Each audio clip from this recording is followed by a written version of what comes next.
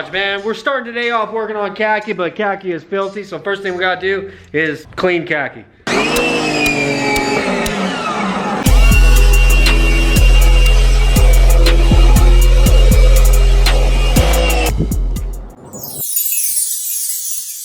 Alright, so we have a package sitting here from Nomis Industries, in which I am extremely excited to open up. I've actually had this thing sitting here for a few days now, but we've been working on Marcus's car. I just haven't had the time to get to it, so we're finally gonna be cracking this thing open today, my friend, but we can't do it right now. Dun, dun, dun. Before we move forward, I need to run down to the store and go grab a battery, not only for Khaki, because I am ditching the whole Odyssey battery. I'm done with it, bro. I'm just gonna put a normal freaking battery in there because I don't have as much problems with a normal damn battery, you know what I'm saying? But we also need to grab one for Marcus's car, so gotta go buy 2 batteries. Yeah, let's hit the road. First thing is first, we have a few junk batteries stacked up. You guys know how we are with junk batteries around here. There's never a shortage of junk batteries. I think I have another one on the trailer. Yep, there's another one on the trailer over there. Bang. Dum, dum, boom. There we go. So that's 10, 20, 30, 40 bucks right there. Yeah, so the place I go to buy batteries, you can buy refurbished ones for cheap. Or you could also turn in your old batteries like what we have here, and they give you, it depends on the market. Sometimes they give you $5 a piece for them. Sometimes it's like $8. I believe right now it's $10 a piece. So that'd be 40 bucks off of our batteries that we need to pick up.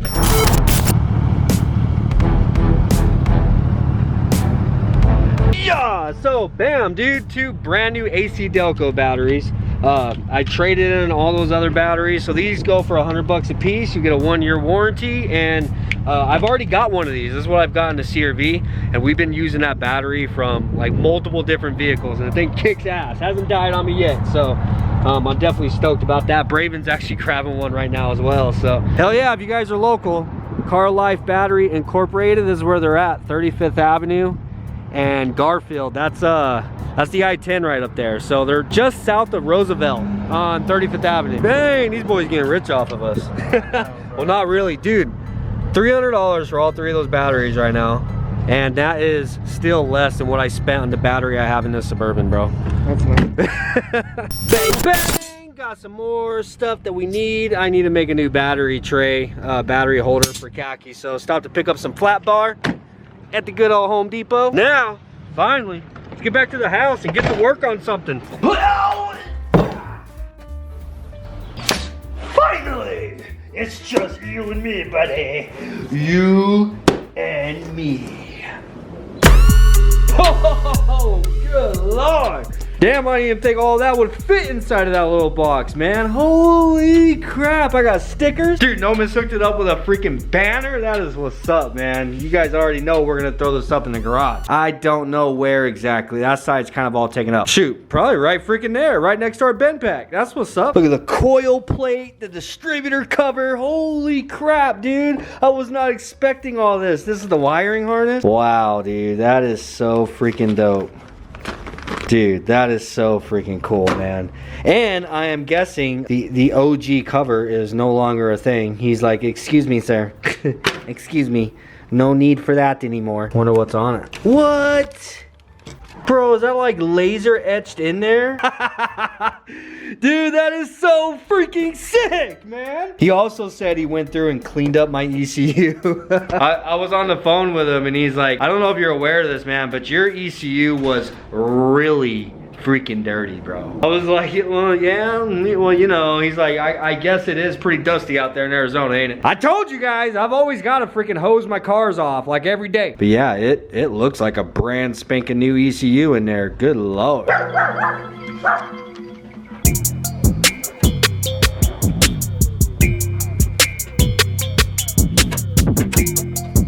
So Nomis has informed me that when he received my ECU, it was not working. Now, I encourage you guys to most certainly go follow him on Instagram because he posted some videos on his story. He did mention to me he does not have a whole lot of stuff actually posted on his Instagram, but he posts to his story all the time. And he did share on his story him bench testing my ECU, in which I have never seen anything like that before in my life, bro. He has this setup on his bench where he plugs into the ECU and he's got little lights and stuff that says when things are big brain stuff that I don't know anything about, but it was definitely impressive, man. So I most certainly encourage you guys to go follow him on his Instagram if you guys are interested in any of that. But he does full-on ECU repairs. He can diagnose the problems that you guys are having with your ECUs, and it's not only for D series, B series, but he is capable of diagnosing and fixing K series ECUs as well. So I will have in the description down below a link to not only his Instagram but to his website as well. But he said the best way to reach him is through DM on Instagram. So if you guys have any questions, if you're having ECU problems,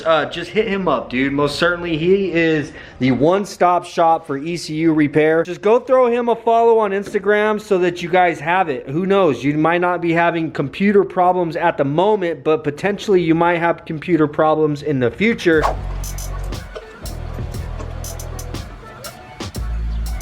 No more NGK blues. So this is a Honda Rules CNC billet B series adapter to go coil unplug. You most certainly are gonna need one of these if you wanna do coil unplug. And to get your hands on one, you gotta hit up Nomis on Instagram. So I pulled those 410s out, and I was going to reuse my hardware, which is kind of old and gross, but with the Honda Rules plate, they actually include new hardware. So may as well use the new hardware, and they sent new hardware for the actual coil packs as well. So hell freaking yeah there, boy.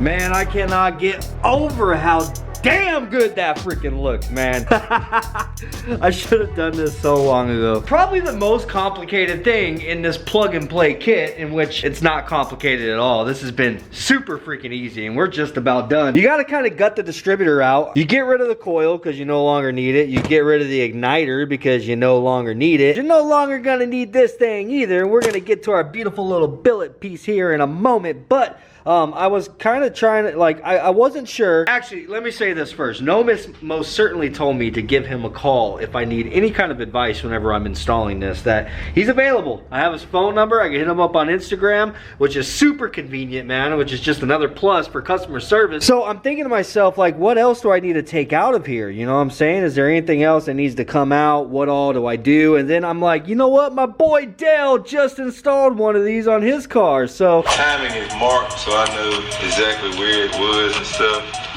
so we shouldn't have any issues putting it back. And yeah, so watching Dale's video, I learned that the only thing, and if you don't know who that is, Driven Films Photography, definitely a dope dude, man. Go throw him a follow if you're not already following him. Actually, I'll have a link in the description down below. But watching his video, I noticed that I've pretty much done what it is I need to do here. So as far as these wires right here, you don't need them anymore, but what I'm going to do is kind of tape them up and just get them. You know what? I'm sending it. Goodbye. And this one, I want to make sure I get a good chunk of it from down there because I don't want it coming in contact with nothing. Goodbye. Alright. Now I don't need to worry about that stuff anymore. Now that we have gotten this thing gutted, everything out of our way, we have a couple wires that we need to remove, but we got to go and check out our brand new harness.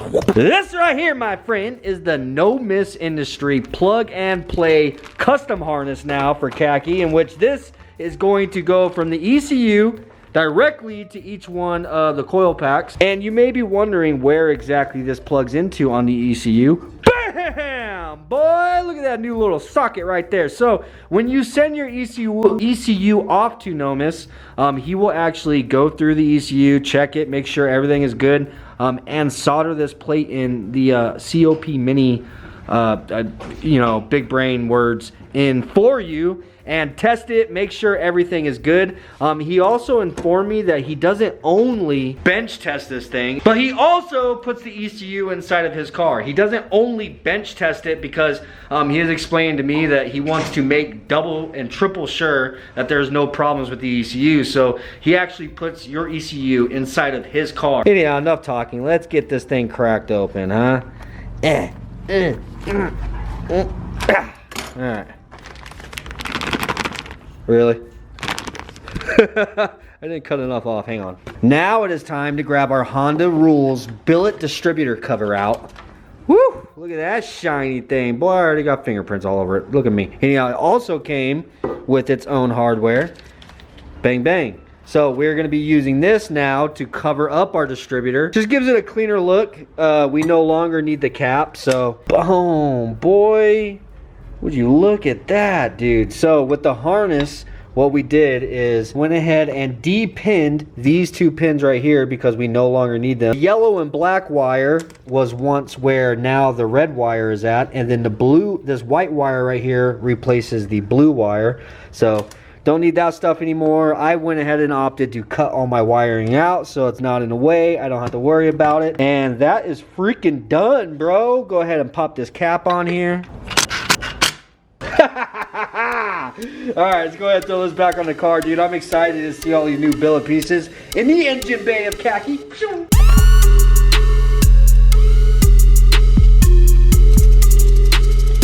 Alright, so bolting the distributor up like normal, you still go ahead and put your plug back in like you would normally. And bang, I'm gonna go ahead and tuck that over here out of the way. Now we have a harness that runs up here to our coil packs, in which they are all spaced adequately so that they reach the coil pack that they are supposed to go to.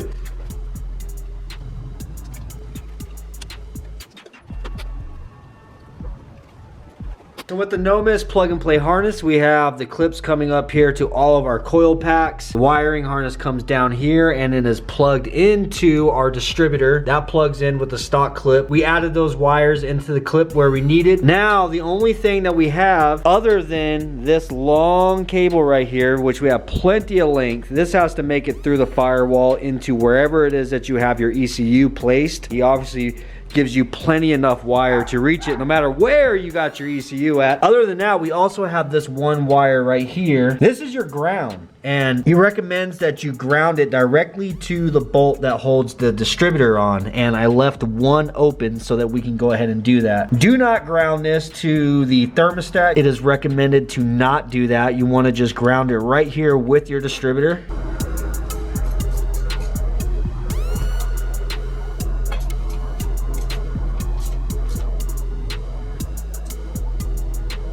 Bro, that is it. My car is now coil on plug. Now the only thing I have to do is just run this through the firewall with the rest of my harness. I'm gonna tuck it in here kind of clean so you can't see it too terribly much, but get it through the firewall, plug it directly into my ECU right there in that port that was installed by Nomis, and we are done, man. I just gotta throw my ECU back in, plug everything in. That's freaking it.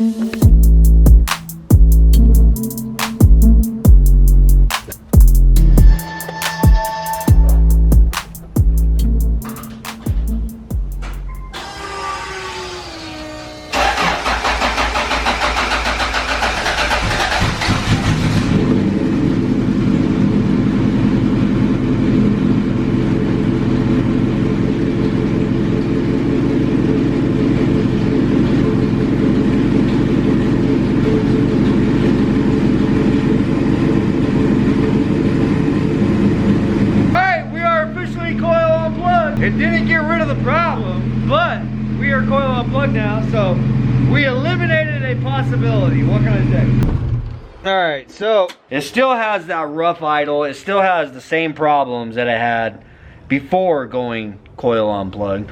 But we have now at least eliminated the possibility of a junk distributor, right? And once we get this figured out, we're gonna have a lot more reliable and cleaner sparks. You know what I'm saying?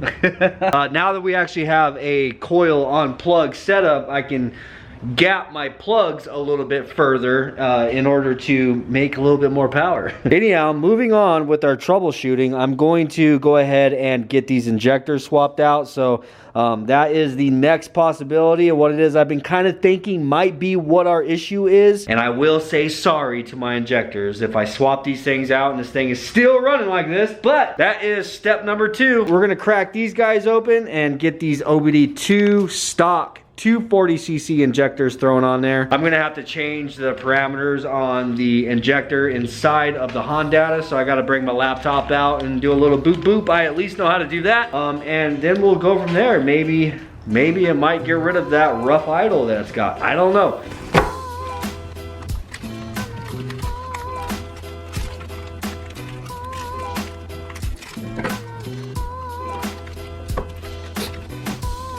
I want to get another huge shout out to JB Engines for cleaning these injectors up for us, man. These ones and the ones we put on Marcus's car out there. When I need my injectors cleaned, that's who I go to.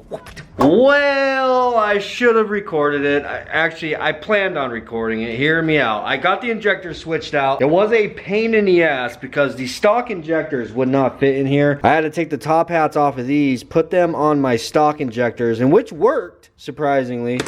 Because the length of the stock injectors were too short, and it put my fuel line into touching my oil line, the B20 VTEC line right there that goes into the head. These were coming in contact with one another. I wasn't able to tighten the fuel rail all the way down, so I had to use those top hats. I got it all done. I got my laptop out here and I changed the injector size on a Honda to 240, and I put it back to stock dead times. Started the car up and I was just kind of messing with it a little bit, and then I was gonna pull the camera out and show you, but then I had an O-ring start leaking and it was spraying fuel everywhere, so I shut it down.